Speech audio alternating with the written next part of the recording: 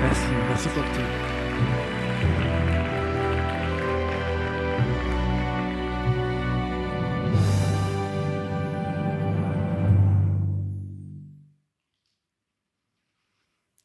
Est-ce que vous faites face à une situation qui vous dépasse? Est-ce que vous rencontrez un problème auquel vous ne trouvez pas de solution? Est-ce que parfois vous vous sentez seul, si seul que ça vous fait mal jusque dans votre être? Et si je vous disais que je vous comprends? Je vous comprends parce que je l'ai vécu. Et j'aimerais partager avec vous 3 clés que j'ai appris à mes dépens pour faire face. Peut-être qu'elles vous seront utiles, en tout cas, je l'espère. Permettez-moi de vous présenter ma famille. Ma mère, qui est infirmière, ma sœur, qui est infirmière, mon frère, qui est infirmier. Non, je déconne, il répare des extincteurs. Dans ma famille, prendre soin des autres, ça fait partie de notre ADN. On prend même soin des extincteurs, la preuve.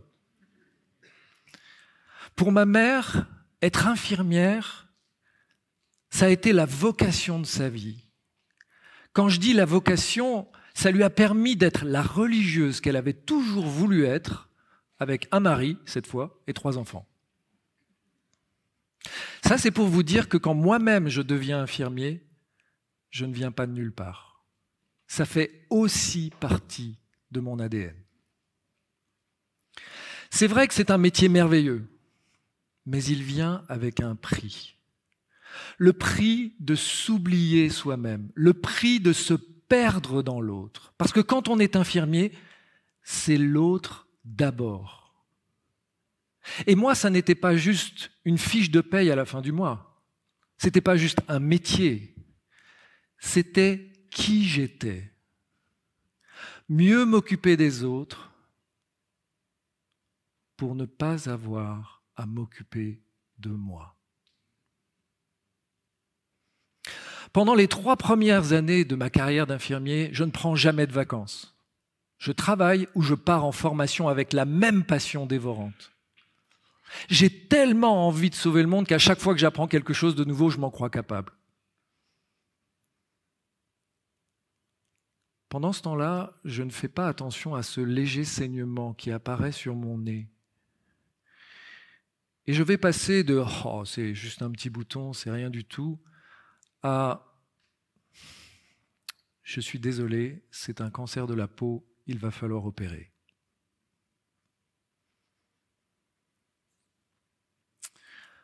Le plus difficile n'a pas été l'annonce du diagnostic. Le plus difficile n'a pas été la douleur de la greffe de peau prise derrière mon oreille. Le plus difficile n'a pas été d'entendre au bout de 4 semaines, après la première opération, « je suis désolé, il va falloir réopérer ».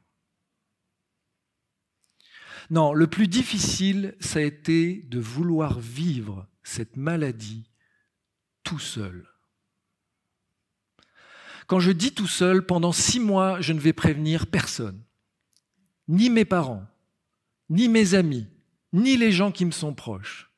Je me souviens même de la première fois où je retourne chez mes parents avec mon gros placard de pansements sur le nez, que je monte les escaliers, que j'ouvre la porte de la maison et que je vois leur visage se décomposer devant mes yeux.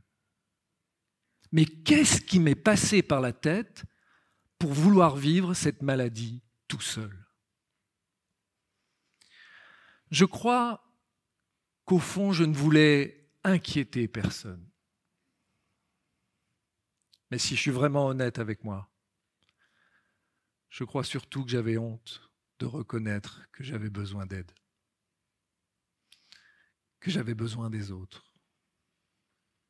Vous comprenez, quand on est infirmier, c'est les autres qui ont besoin d'aide, pas moi.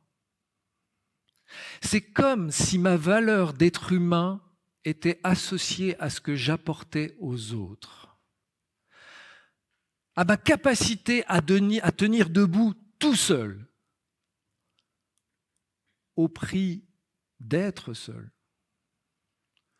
au prix de me sentir seul. La première clé de si je ne peux pas, peut-être que nous le pouvons, c'est de reconnaître que nous avons besoin des autres et que ça nous rend merveilleusement humains lorsqu'on accepte de demander de l'aide.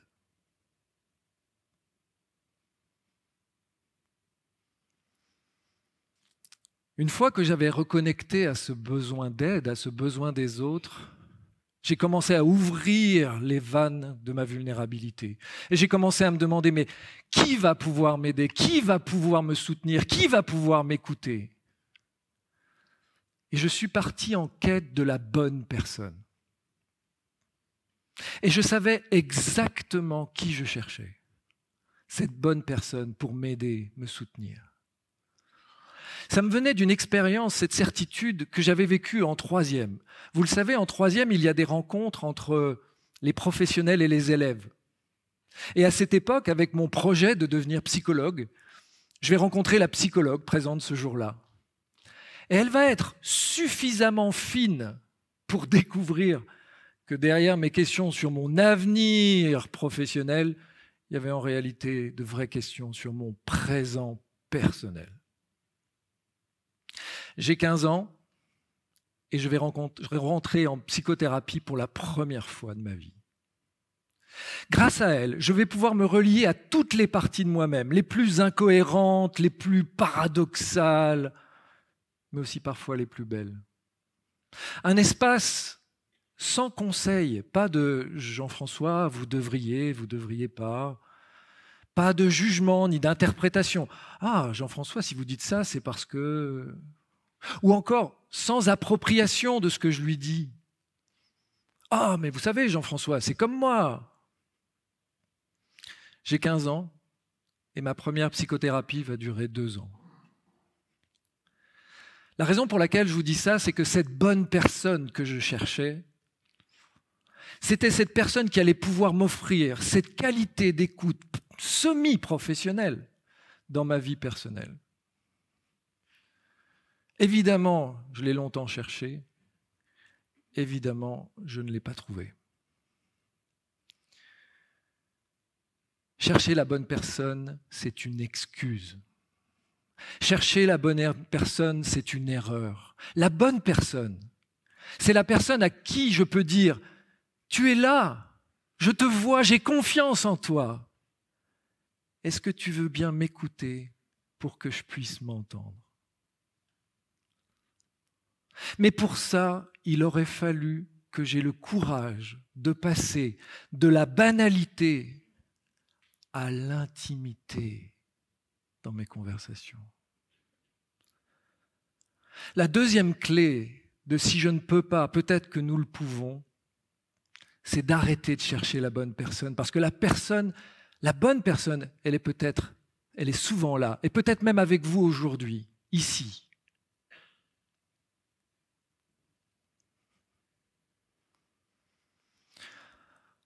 Aujourd'hui, ma peau continue de m'envoyer des alertes. Et j'atterris sur une autre évidence. C'est que les bonnes personnes sont les personnes de qui je peux recevoir de l'aide, mais aussi les personnes à qui je peux apporter mon aide. Mais vous allez me dire, Jean-François, tu repars dans tes travers, c'est les autres encore. Oui, sauf que là, c'est prendre soin des autres et de moi. C'est un nous ensemble, ça circule, c'est vivant. Je donne, tu reçois, tu donnes, j'accepte de recevoir. C'est tellement évident. J'ai eu ça devant les yeux toute mon enfance. Pendant toute mon enfance, le mardi soir, une fois par mois, j'ai vu ma mère préparer de la soupe, des pâtes, du gruyère et de la sauce tomate faite maison. Et tous les mois, le mardi soir en plus, le jour des meilleurs films. Je ne pouvais pas regarder la télé parce qu'il y avait des gens qui venaient chez mes parents. Mais qui étaient ces gens, ces couples, qui venaient chez mes parents et qui m'empêchaient de regarder la télé? Eh bien, j'ai mis longtemps à comprendre que mes parents faisaient partie d'un groupe de couples. Alors, je vous vois venir, pas celui-là, pas ce genre de groupe de couples. Non, on était à la maison quand même. Faisaient partie d'un groupe de couples qui venaient réfléchir ensemble à ce que ça voulait dire être en couple avec les valeurs qu'ils avaient. Le plus merveilleux ne s'est pas produit pendant les 25 ans où ce groupe du mardi a eu lieu. Le plus merveilleux s'est produit il y a 5 ans, lorsque ma mère a fait un accident vasculaire et s'est retrouvée hospitalisée pour la première fois, laissant mon père, âgé de 80 ans, quasiment seul à la maison.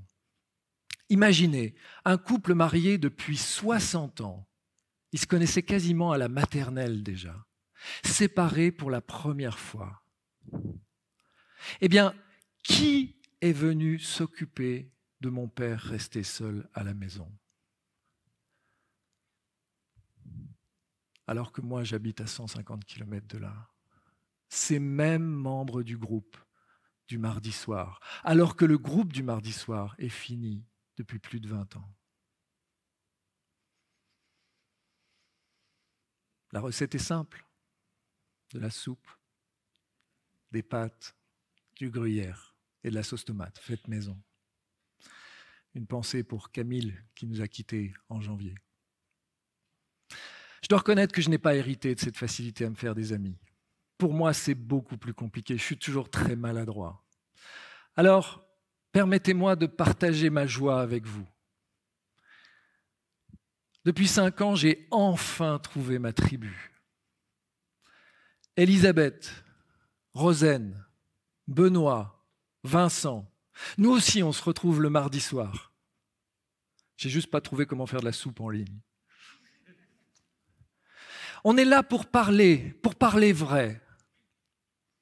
Et pour être sûr que nos conversations aient du sens et aient de la profondeur, chacun d'entre nous est responsable de demander de l'aide au groupe. Et nous, on va utiliser un rituel qui s'appelle le hot seat, le siège chaud. Ce moment où l'un d'entre nous va venir poser une question au groupe et recevoir notre soutien à la fois chaleureux, mais aussi sans concession. Chaque mardi soir, je fais la même expérience. Je n'ai pas le temps d'aller à ce moment-là. J'ai tellement d'autres choses à faire. Et chaque mardi soir, au moment d'appuyer sur quitter la réunion, je fais la même expérience. C'est merveilleux. Je me sens connecté à eux. Je suis tellement heureux d'avoir pu être utile et d'avoir pu bénéficier de leur soutien. J'ai confiance en eux. Ils sont importants pour moi. Ils sont tellement importants pour moi que j'ai envie de vous les présenter. Je vous présente le groupe du mardi. Et puis, vous savez quoi? Non, j'ai vraiment envie de vous les présenter et je vais avoir besoin de votre aide. Ils ont accepté de faire la route depuis Montpellier, Avignon, Paris, Cannes, pour être là avec moi aujourd'hui. Est-ce que je peux vous demander juste un tonnerre d'applaudissements pour mes amis qui sont là aujourd'hui?